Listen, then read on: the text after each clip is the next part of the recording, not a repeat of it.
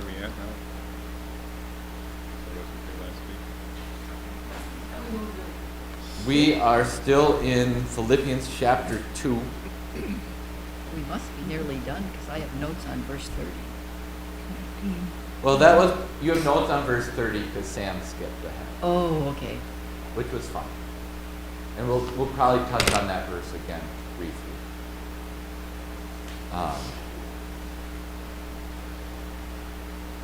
But after Paul has been talking about how he wants the Philippians to fully rejoice in his ministry and how the Lord is using him even in his imprisonment, and then how they can make Paul rejoice by living their faith in the world around them, using Christ and his wonderful sacrifice on our behalf as our example for how we live towards one another.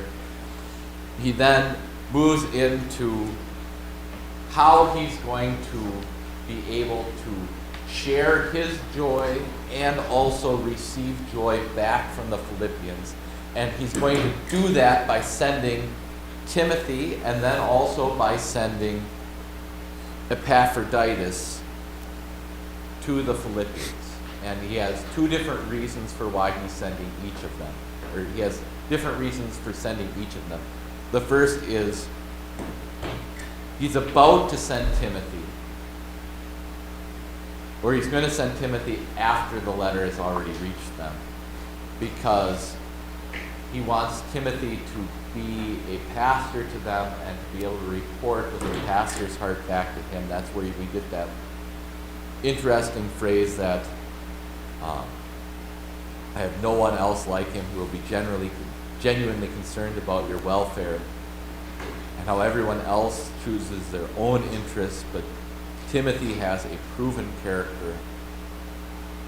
And so he's going to send him, and hoping that as shortly after he sends Timothy, Paul himself will soon be able to follow. Questions up till that point?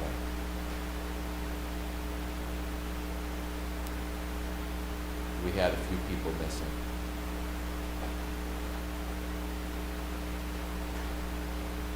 If you just want to scan verses 19 through 23 quickly, see if anything jumps off the page that needs to be answered. Especially since I didn't have my microphone on last week, so I can't even tell you to go back and watch last week's for the answers because I don't know if that'd be true. Is Epaphroditus? Epaphroditus. Yeah, is that Greek or? I mean, Yes. He was a Greek person.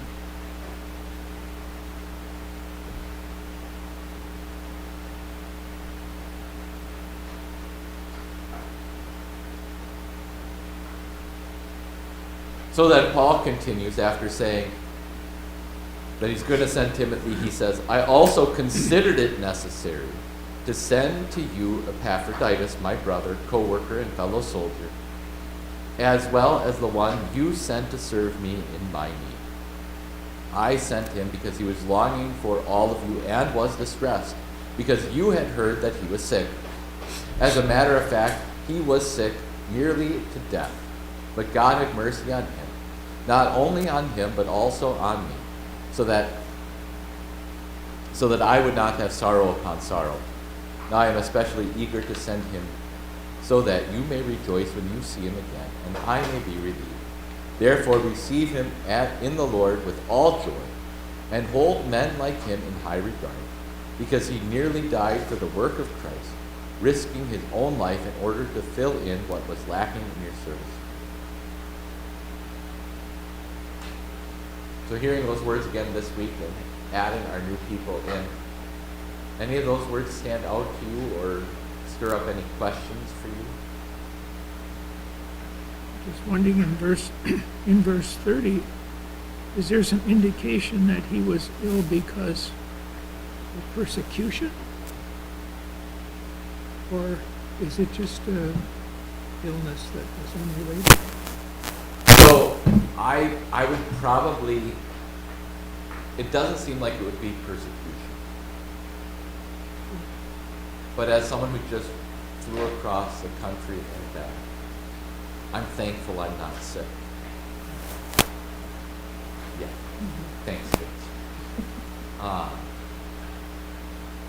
And our video operator caught something on.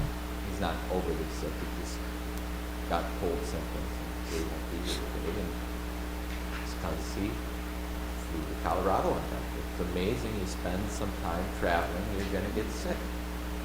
Well, how much more if you are on the ocean or walking from, I don't know that you could walk from Philippi. I mean, I'm sure you could, but I don't think you could. So if you're on a ship for months on end, weeks on end, to sail from Philippi around Greece, all the way up to Rome, go visit Paul, that you can see how the toll that would take on his body would put his health in jeopardy. And he did that not because he was looking for any gain for himself, but because he wanted to serve both the Philippians and Paul. So he can rightly say he did this for Christ.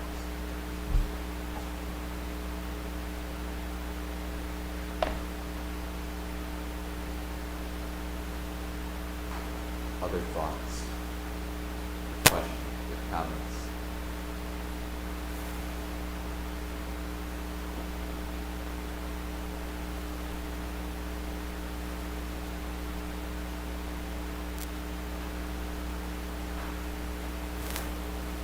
Now let's get the easy part out of the way. Let's get the timeline out of the way.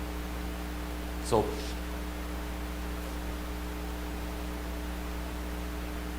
Paul is arrested and sent to jail. Everybody here, the Christian world hears about it. News spreads. Timothy goes to spend time with Paul, and Paul has some support in Rome, but a lot of the churches don't send support. There's people talking badly about him. And so the Philippians, they want to help Paul out. And they feel bad because they know Paul needs our support now more than ever. But if you live in Philippi, what can you possibly do for Paul in Rome? Some gifts. Okay? And so that's what they do. They send Epaphroditus to Paul with gifts to show him support, to help build him up. Epaphroditus goes, he gets sick. Word gets back to the Philippians, Epaphroditus is sick and dying in Rome because he went and visited Paul. And so then they're distressed and they're worried about the member of their own congregation. And they wonder about him. And so Paul, as he's writing this letter, Epaphroditus has recovered. And as he's writing this letter, he says, I'm going to make sure Epaphroditus is among the crew delivering the letter so that you can see him for yourself and you don't need to worry. You'll see that he is all better.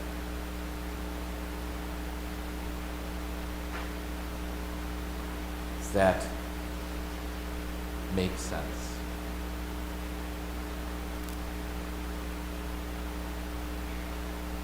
Can you comment on the three descriptors, four, I guess, that Paul attaches to Epaphroditus? So in verse 25, what's he called? Brother, My brother. Worker, soldier, messenger. message. He's not really like his blood brother, is he? No, I didn't think so. especially not with a name like Epaphroditus. So what do each of those mean?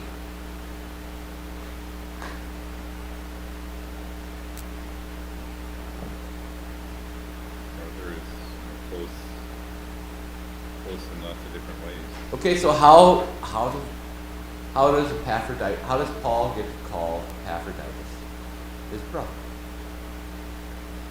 Living and working together.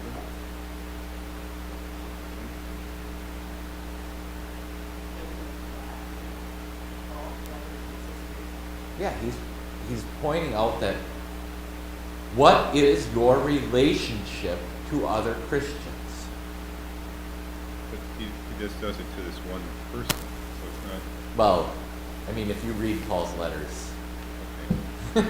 But this is, he's very loose with the term brother. okay.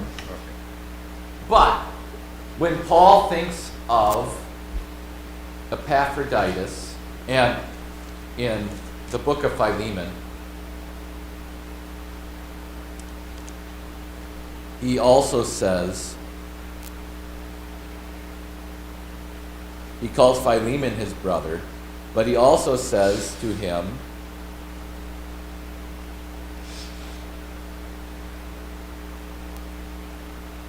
so that you would have him back forever, no longer as a slave, but as more than a slave, as a dear brother. He is certainly dear to me, and he is even more a dear brother to you, both in flesh and in spirit.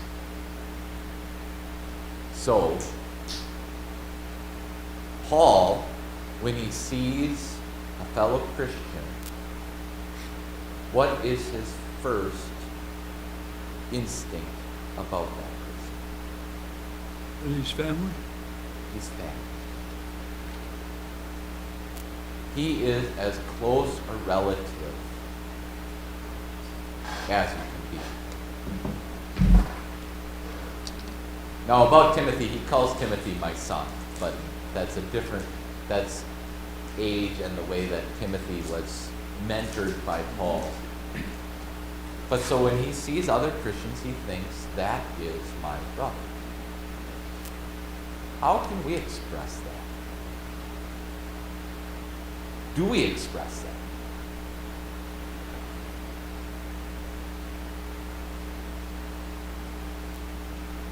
Say that, I'm just thinking in today's society, say in black or some other nationality, that we recognize that faith is more important in the relationship. Okay. All the prejudices in the community. Whatever.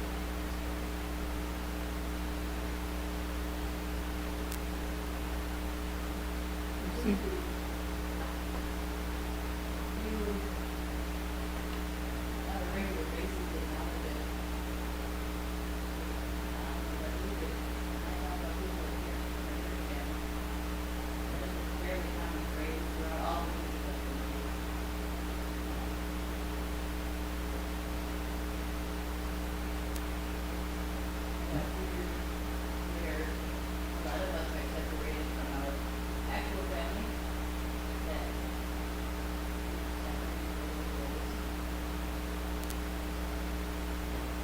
Okay.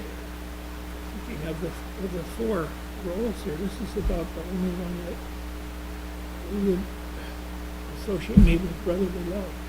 Mm-hmm. The others are workers and there's not. We care about our brothers and sisters.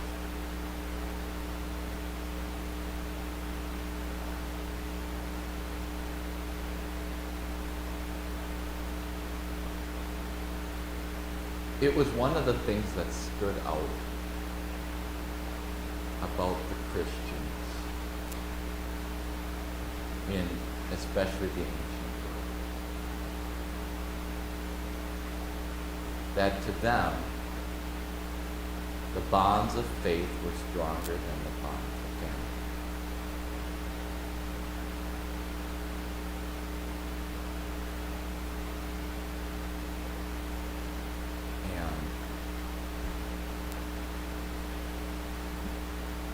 Don't know if we recognize that as much today, and it might be A, because we're so much more mobile than we are, B, because we can have so much contact with, easy to contact people from large distances, but also because for a long time we grew up in a culture where Christianity just kind of like sat underneath everything. And so you wouldn't even think it, you didn't have to know if a person was a Christian to kind of think that they probably were some sort of Christian. So we just kind of, I think in some way we have lost that a little bit. The people of the faith are our closest relatives. How would that change the way we live and interact with each other?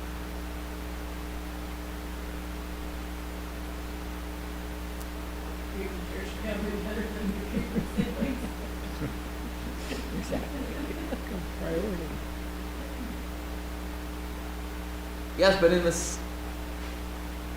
the same way, you can act that way towards your siblings because you build up all those years of trust. You know they're stuck with you. And they're stuck with you. Versus, and maybe that's another factor. If you get mad at your brother or sister for your biological brother or sister for a little bit, you might get in a snit and not talk to each other for a while, but do they stop being your brother or sister? What do people do if they get in a snit with people at their church these days? Go to another church. They might go to another church. Or stop going altogether. And so, I think that also affects the way that we view one another. When your church is something that you can just leave behind and cut all ties to, you're not going to want to be as close to that church family.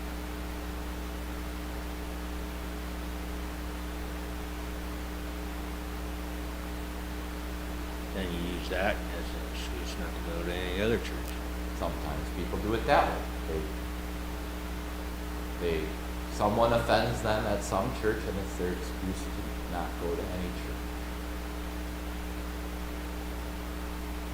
And if we thought in terms of family and inheritance and brothers and sisters, maybe we wouldn't be so tempted to live that way. Because you wouldn't think, well, I'm mad at my brother, or my brother said something careless to me, and therefore I'm going to disown my family and give up my inheritance. So when you say that, you mentioned Philemon. He was a slave, ran, found Paul. He was not a Christian when he ran away.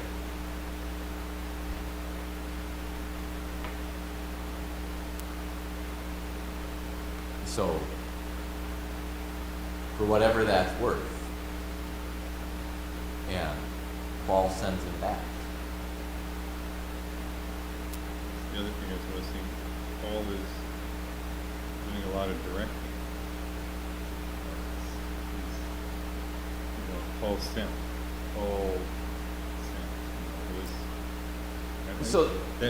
That struck me a little. Wasn't they chose or volunteer? I don't know how that. So one of my former classmates is holding a call to Africa that I was visiting. And the African churches are in a place where they're starting to not need us, which is good because we're going to need them in 50 years. But they're still at a point where they don't have enough top-end scholars, they don't have enough resources to fully support all of theirs, plus they're spread out in places where people don't have a lot to give. And so there's challenges there.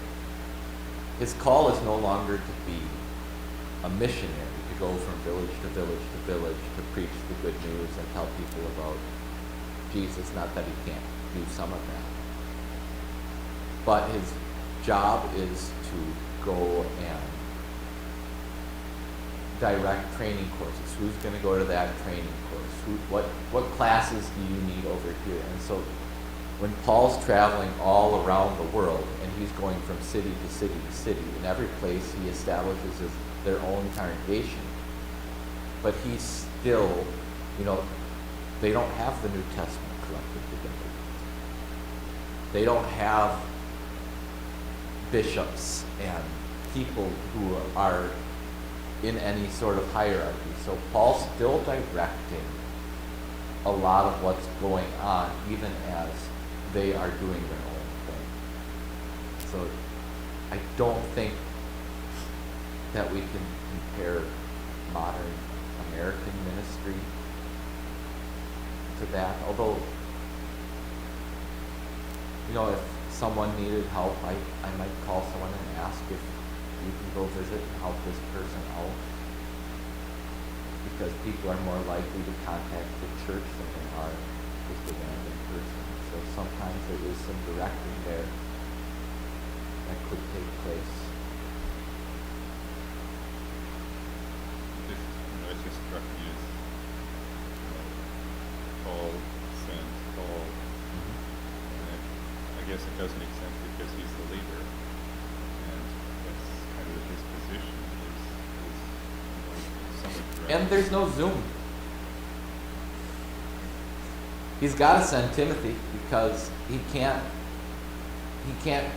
call into Philippi and have a video conference and have them discuss what's going on and share their hopes and their fears and the troubles. He's got to send Timothy because Timothy's the only one he feels he can trust to give a proper godly evaluation.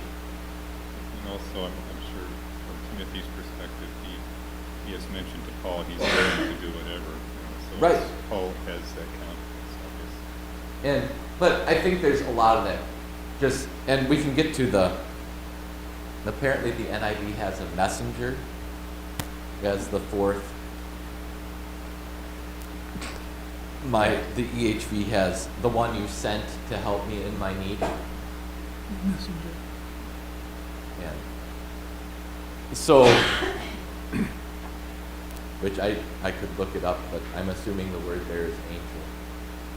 Just as an angel just means messenger. So it would be interesting to translate it. He is the angel you sent. But that might be more confusing.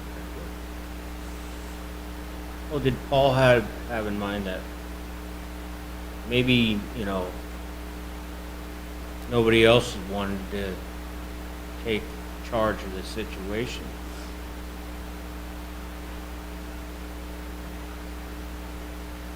He knew Luke and Matthew, and I don't know that Paul ever moved Matthew. We don't have that technically recorded. Not Matthew, I meant Mark. Yeah. So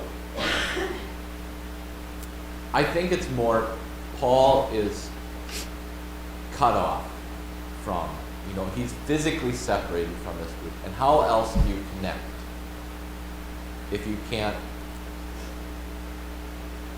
make a phone call? He writes letters, which we're very thankful for.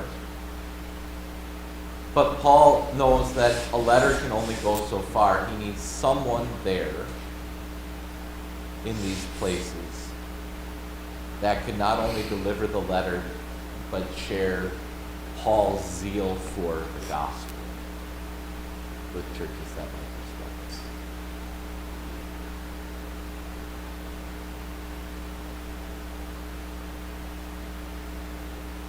So how about co-worker? All the way back to these four descriptors. So we talked about brother. What about calling him a co-worker or fellow worker? What does the word co-worker bring to mind? Same level. And how are Paul and Epaphroditus on the same level?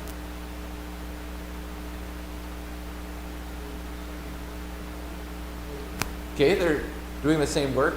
Same goal. Same goal. Same what else? Same tools, same. Yes. Yes?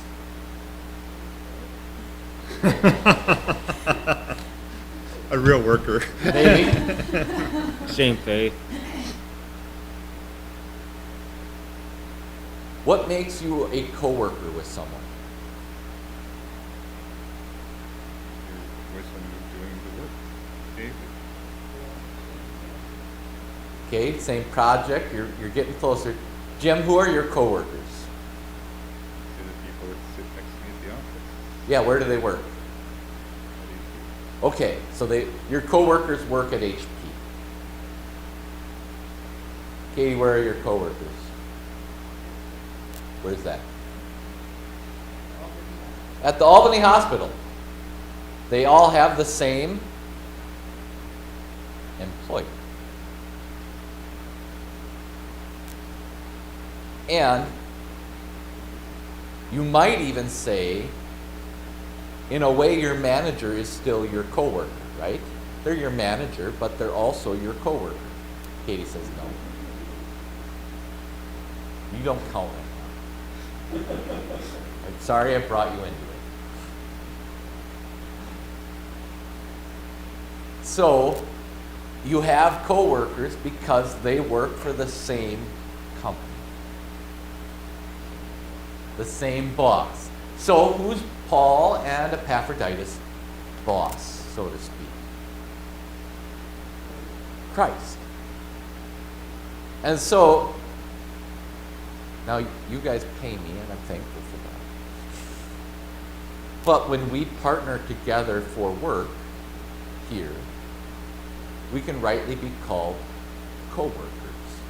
Not just because we're partnering together in work, or even if you're doing a different work at the church than I am, and I'm not involved in that at all. We're co-workers because we're working for the same boss, who is Christ.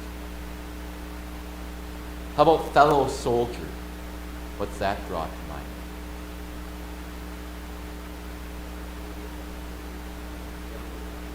Okay. You don't get it so much in Philippians. Philippians is about joy. Ephesians is about the fight. Who is the fight against? Satan.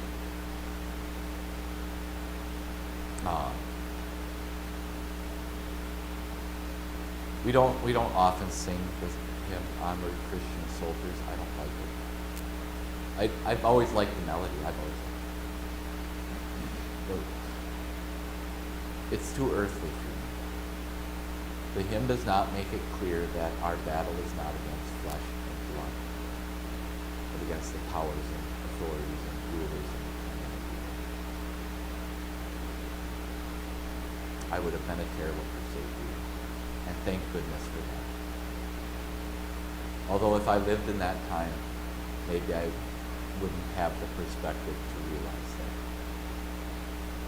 that. And that's part of the problem is what images does that hymn bring to mind? Does it bring to mind angels and demons and fighting temptation and winning hearts? Or does it bring to mind a battlefield and crusaders? It draws to mind crusaders. Now, I was a crusader. That's St. Croix's mascot. We are the crusaders. We are the crusaders. Anyway, so, that hymn makes me uncomfortable. And especially in a mission setting, where if a visitor were to come in and they were to hear that hymn, would they think, oh, we're fighting against the devil and temptation and against all the sins and evils of this world, and we're fighting with grace? Or are they imagining, you people think you're going to take over the government and control my life? So, for what that's worth, when we see fellow soldier, Paul isn't thinking, he's here to defend me against these Romans who have me locked in this cell. That's not what he's thinking. He's thinking about the bigger, more important battle, the spiritual battle that is raging all around us. And in that case, even when sick, Epaphroditus is as strong a soldier as any.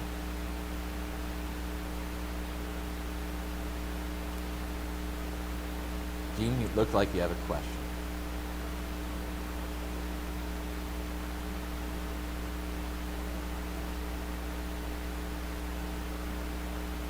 He at least had, he mentions his guards frequently. The chains at this point might be somewhat frequent. He was in real chains in Philippi. I'm not sure Paul is in the dungeon like this. Yeah, he's in kind of a, because he's a Roman citizen. And he appealed to Caesar. And they kind of have this idea, you know, he had chances to escape and didn't, and the Romans know this, and so it seems like his first imprisonment wasn't the most, but he's also not a free man. If someone's wearing an ankle bracelet and they're only allowed to go in a certain area, you don't consider them free. If there's a soldier going with you everywhere you go and listening to all of your conversations, you don't consider yourself free. Maybe he had to be locked up. Maybe they marched him around in chains from time to time. I don't know. There's discussion on whether they figured the chains would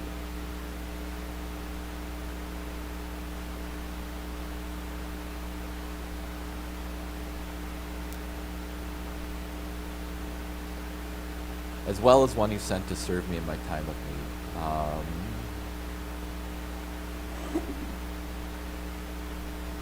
Why will Paul be relieved by sending Epaphroditus to Philippi?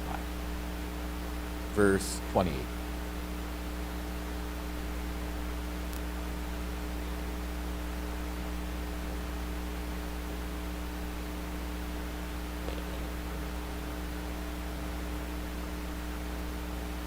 But Paul already knows that.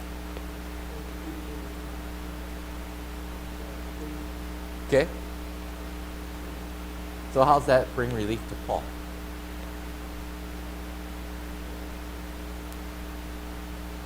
Knowing that they will be relieved takes a burden off of Paul's heart. We get to see a little bit of the love of the apostle in these words. Can you think of a time when hearing that somebody else's worry was taken away brought you relief?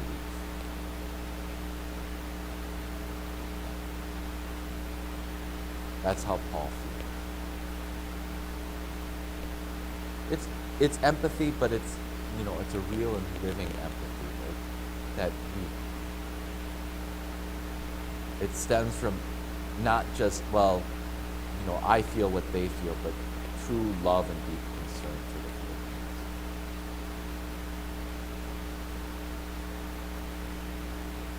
And Paul says, hold men like him in high regard. What does he mean by men like him?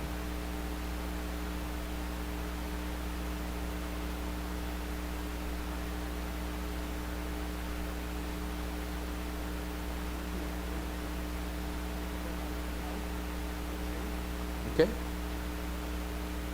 Anyone else have more to add? Men like him.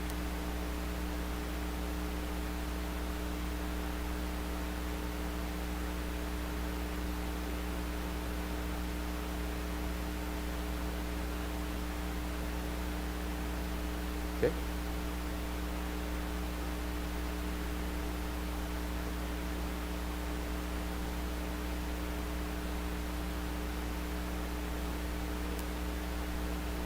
That's John 15. Just greater love has no one than this, that he gave up his life for his friends.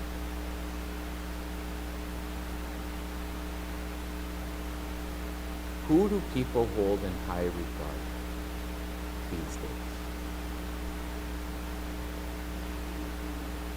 Okay?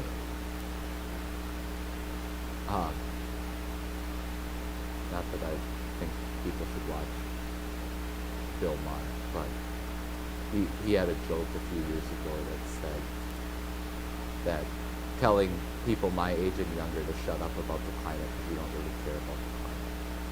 He said if you cared about the climate, you wouldn't follow Khloe Kardashian on her Instagram account by the millions and billions. Like she gets into her jet and buys her fancy things and has all this stuff.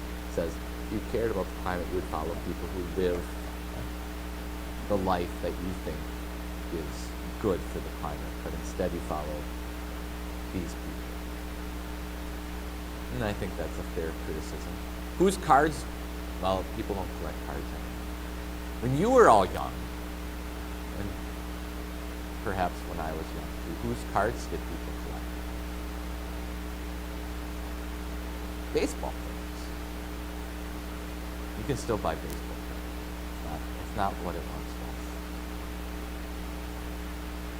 We admire the people that we see doing these amazing things. And what a baseball player can do, it can be truly amazing. What a basketball player can do can be truly amazing. What football players can do can be truly amazing, where you say, there might be only 5 people in the entire world who can do what that guy just did. So we understand why we admire those people. Whose cards does Paul say we should collect?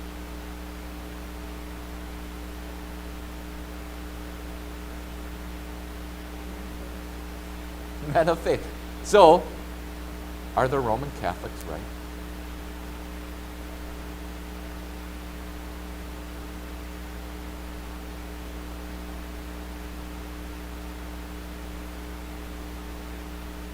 They were actually using the saints as people to emulate, people to look up to, people to replace the crappy heroes that we are offered today. Then it would be fine. It's great. Say like, well, if my car is having trouble, I have to figure this out. Okay. Or maybe I should put it a different way. Are we wrong? Because how many saints' days can you name? I do shove them in. Every time they're on a Sunday, we celebrate it. But what are the only saints' days on the Lutheran calendar? Have you noticed?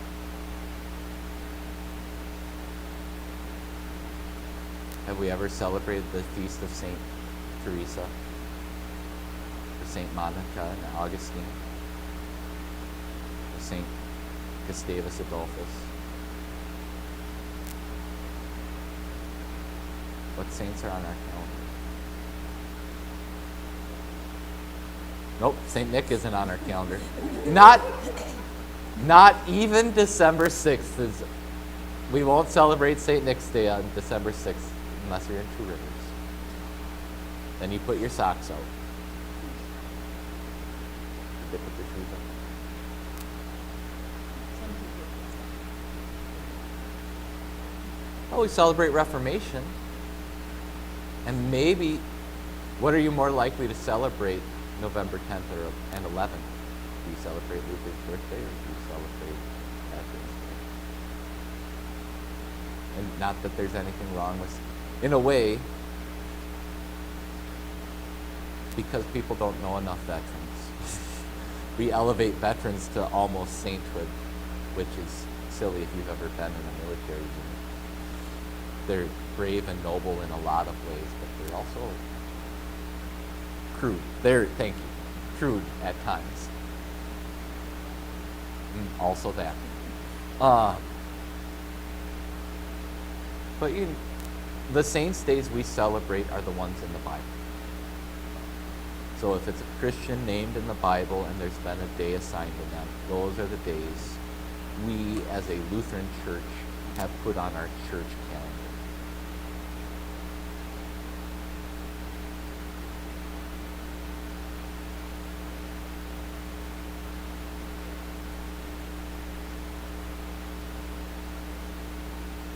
Well, except that's the party that's supposed to go before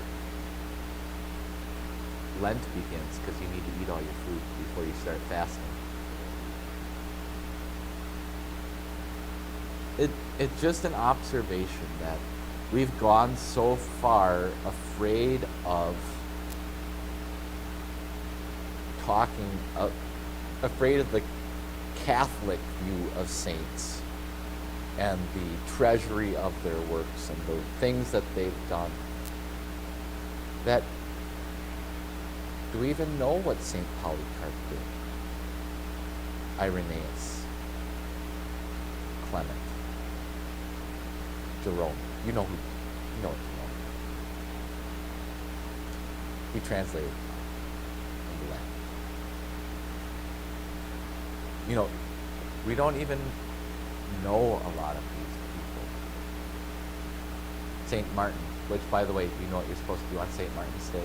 Martin Luther's named after. You're supposed to eat a goose. You're supposed to eat a goose because it was said that Martin didn't want to be made a bishop, and so he tried to hide from the people who were going to force him to be a bishop, and he hid in the goose pen. Well, you know what geese do if you hide in their pen? They yell.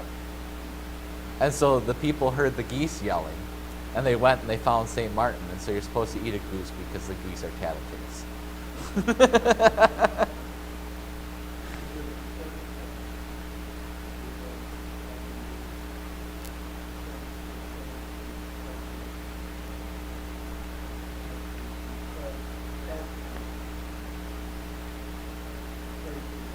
Yeah, so it's some of that. So the story I just told you is the story of St. Martin, who was a Roman soldier, who served out his time and then retired, but he became a Christian while he was still in the army. And all. He has got an interest.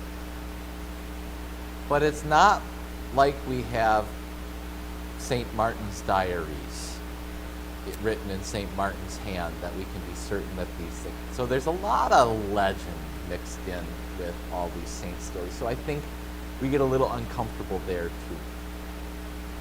And the way that you got canonized as a saint in the Roman Catholic Church is you had to have a verified miracle. And so there's these extraordinary things. In fact, the saint that King Henry killed, I can't think of his name, Becket, Thomas of Becket. It said that his blood healed people that's how he got his sainthood, because Henry soldiers spilled his blood in the chapel, and people scooped up vials of his blood and then his blood healed people. So he's a saint now. Well, do I have to believe that his blood had healing properties to admire his courage?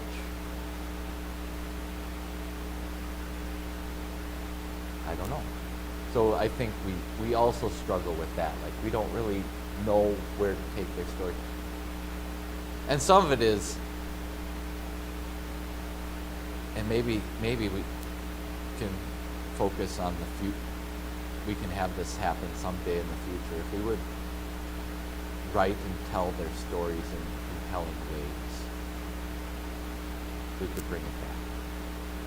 But we can't depend on Hollywood to do that. Hollywood's not going to make a good, faithful story. They can't even tell the story of Joan of Arc properly. Even the ones they care about, they can't tell properly.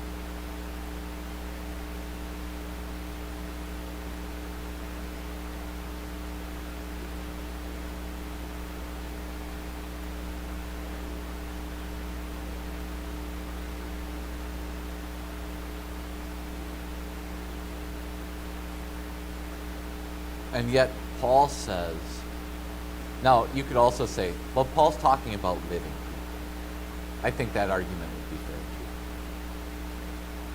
That the people you admire most in your life should not be those who make a lot of money, who have their lives put all together, who are doing great things and changing the world. Not Elon Musk, even though maybe he will send a person to Mars before I'm dead. That'd be kind of cool. That those aren't the people we admire, but we admire the people who live their faith.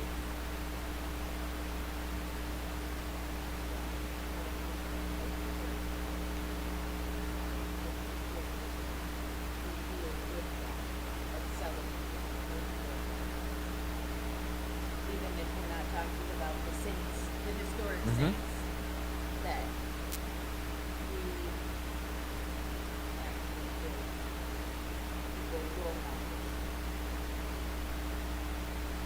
And I think we also try to do this. Tim Tebow was not a very good football player, but he was the most popular football player in America for 3 or 4 years there. Why? Because he was outspoken about his Christian faith.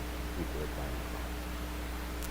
So we try to do it sometimes, but we still end up picking the celebrity that we can choose, the celebrity who's on our side, instead of saying, you know who's really worth admiring? That person no one knows his name, but who's serving and laboring in the Lord. What are your other questions? Otherwise, I gotta stop this and start the other screen. Probably.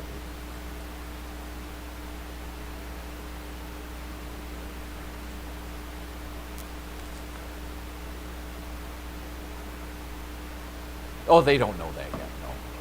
And that's just me being a negative Nelly.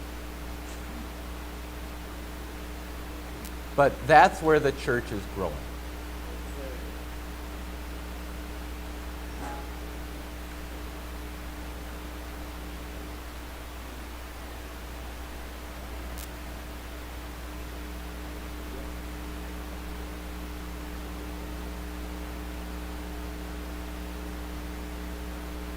That could be, but they also don't have, you're not going to drive from Lebanon, the distance from Lebanon to here, to go to a different Lutheran church,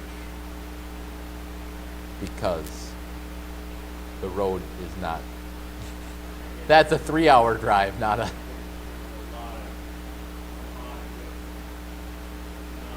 that too. They're still sorting all that sort of thing out.